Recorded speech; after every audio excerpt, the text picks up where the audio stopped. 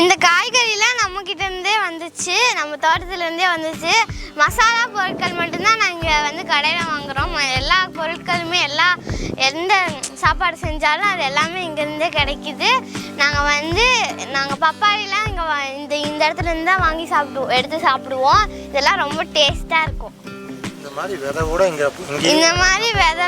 இந்த மாதிரி விதைலாம் கூட இந்த இடத்துலேருந்து வர்றதே தான் நாங்கள் போடுறோம். எதுவுமே வாங்குறது இல்லை.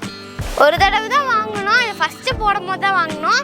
அதுக்கப்புறமா நாங்கள் வாங்குறதே இல்லை. எல்லாமே காஞ்சி போய் அந்த விதை வரும்போது நாங்கள் அப்படியே போட்டுடுறோம், கலெக்ட் பண்ணி போட்டுடுறோம். என்ன வேலையெல்லாம் செய்கிறீங்க? இங்கே நான் தண்ணி ஊற்றுவேன், அப்புறம் பொரிக்கிறதெல்லாம் செய்வேன்.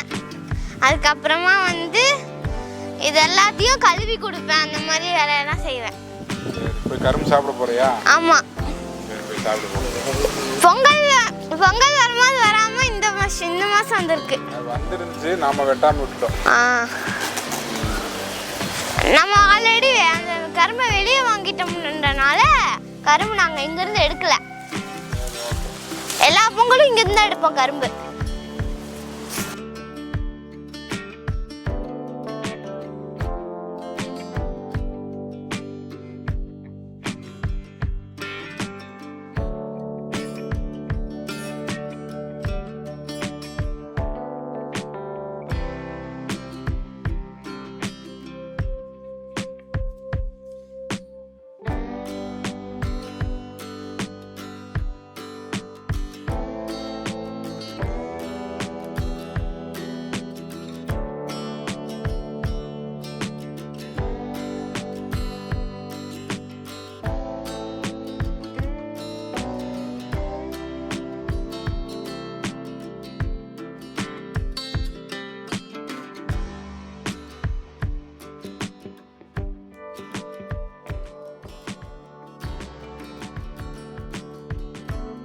அந்த காலத்தில் கிராமங்களில் இருக்கக்கூடிய எல்லா வீடுகளுக்கும் பின்னாடியும் மண் எங்கெல்லாம் தெரியுதோ அங்கெல்லாம் நாம் குப்பைகளை கொட்டி குழியை பறித்து செடியோ கொடியோ மரமோ நட்டு வளர்ப்போம்.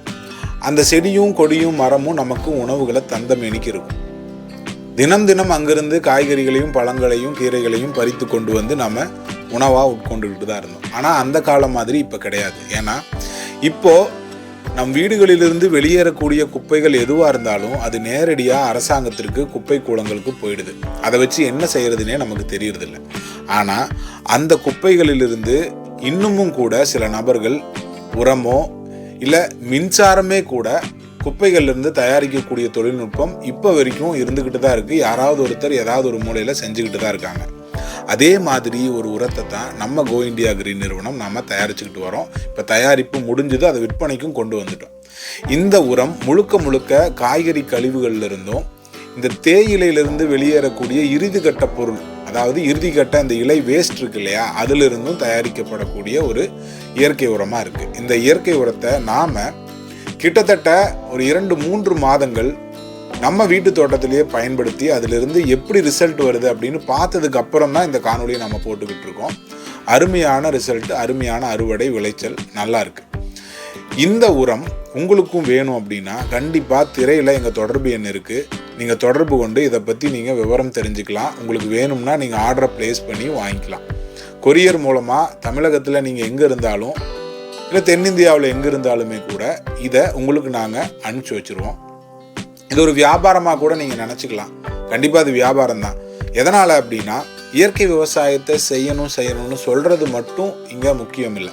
அதை எப்படி செய்யணும், அதற்கான வடிகால் வசதியெல்லாம் எப்படி அப்படிங்கிறதெல்லாம் நம்ம சொல்லணுங்கிறத நம்ம கோ இண்டியா கிரீன் நிறுவனம் ரொம்ப நாளாக நினச்சிக்கிட்டு இருந்தோம். அதற்கான வெளிப்பாடு தான் இந்த இயற்கை உரம். இந்த இயற்கை உரம் முழுக்க ஒரு பவுடர் ஃபார்மில் இருக்கிறதால இதை நீங்கள் கையாளுறதும் ரொம்ப எளிது. இதில் இருக்கக்கூடிய எல்லா நுண்ணூட்டச்சத்துக்கள் பற்றிய ஆய்வறிக்கையும் நான் இந்த காணொலியோடு இணைச்சிருக்கேன். உங்களுக்கு அது தெரியணும்னா கண்டிப்பாக எங்களை நீங்கள் தனிப்பட்ட முறையிலையும் தொடர்பு கொண்டு கேட்டு தெரிஞ்சுக்கலாம். இந்த உரத்தோட விளைவு எப்படி இருக்குது, விளைச்சல் எப்படி இருக்குது, அறுவடை எப்படி இருக்குதுன்னு கண்டிப்பாக இதை நீங்கள் வாங்கி உபயோகிச்சிங்கன்னா உங்கள் வீட்டு தோட்டத்துலேயும் மாடி தோட்டத்துலேயுமே கூட நீங்கள் கண்கூடாக இதோட ரிசல்ட் எப்படி இருக்குங்கிறத பார்க்க முடியும். இதை பற்றி ஏதாவது சந்தேகங்களோ கேள்விகளோ இல்லை இயற்கை விவசாயத்தை பற்றி ஏதாவது சந்தேகங்களோ கேள்விகளோ இருந்தால் தயக்கம் இல்லாமல் திரையில் தெரியும் எங்கள் தொடர்பு ஒன்று நீங்கள் தொடர்பு கொண்டு கேட்டுக்கலாம். அது மட்டும் இல்லாமல் இயற்கை விவசாயம் செய்யணுன்னா 1/2 ஏக்கர் 1 ஏக்கர் 5 ஏக்கர் 10 ஏக்கர் நிலம் இருந்தால் தான் முடியும் அப்படிங்கிற எண்ணத்தை தாண்டி உங்கள் வீட்டுக்கு பக்கத்துலேயோ பின்னாடியோ எதிரிலையோ வெறும் 1 சென்ட் 2 சென்ட் இடம் இருந்தால் போதும், சில மரம் செடி கொடி வகைகளை வளர்த்து உங்களுக்கான உணவை நீங்களே உற்பத்தி செய்து இயற்கையின் கரங்களிலிருந்து நேரடியாக உங்கள் சாப்பாட்டு தட்டுக்கு கொண்டு வந்து நீங்கள் அதை உணவாக உட்கொள்ள முடியும். அது ஒரு அலாதியான உணர்வு. அதை நீங்கள் அனுபவித்து பார்த்தா தான் தெரியும்.